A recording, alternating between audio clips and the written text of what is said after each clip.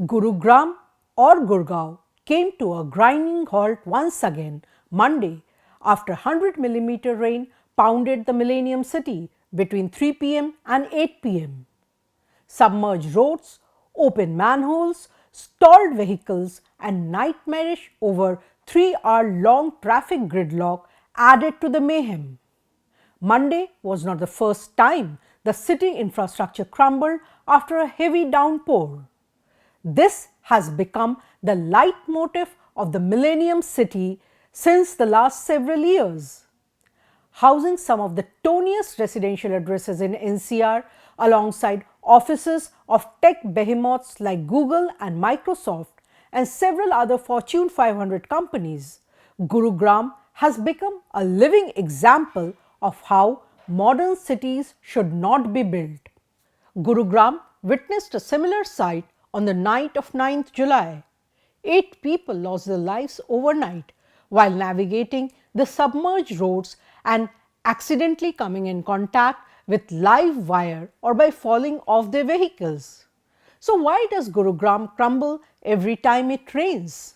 It's a fairly new city which came up somewhere in early 2000s in what used to be villages and farmlands in southern Haryana. The city has become a victim of the warped planning of the city administrators, where real estate project came first, trunk infrastructure later. The city development administrator, in this case GMDA, which was earlier Huda, was mandated to develop the external trunk infrastructure such as main roads, water and sewer lines, drains and power network. And the fund for developing this came from the developers in the form of external development charges. There is opaqueness about how this external development charges have been spent. The real estate developers, on the other hand, who brought land from farmers, developed the plots and sold it to builders. The builder in turn built their project and was supposed to develop the colony's internal infrastructure such as the drains, sewer lines, internal roads and sold the houses.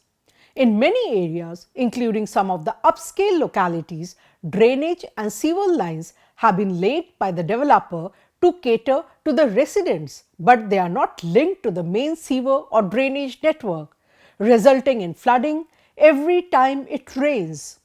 In many newly developed areas, drainage networks are incomplete or entirely absent, creating dead ends that hinder water flow.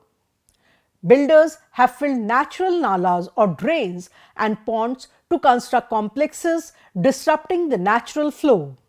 The master plan is there, but it has not taken into account the ground realities. This piecemeal planning by the development authorities has turned the city into an urban nightmare. To make matters worse, encroachment is rampant. Gurgaon's master plan is to make matters worse, encroachment is rampant. Gurugram's master plan is only on paper and mostly overlooked. And the apathy of officialdom is glaring, with different agencies blaming each other. Close to half a dozen agencies such as the GMDA, Huda, the Haryana Shehri Vikas Pradhikaran and the MCG, among others, are responsible for handling the city's affairs. This institutional fragmentation has created an absence of integrated planning of Gurgaon. This unplanned urbanization, coupled with rampant encroachment, systemic neglect and institutional failure, has made the city a living example of bad planning. Public anger is growing by the day. The authorities need to wake up now and act before it gets too late. For ThePrint, this is Moushumi Das Gupta. Keep watching ThePrint's YouTube channel for more such videos.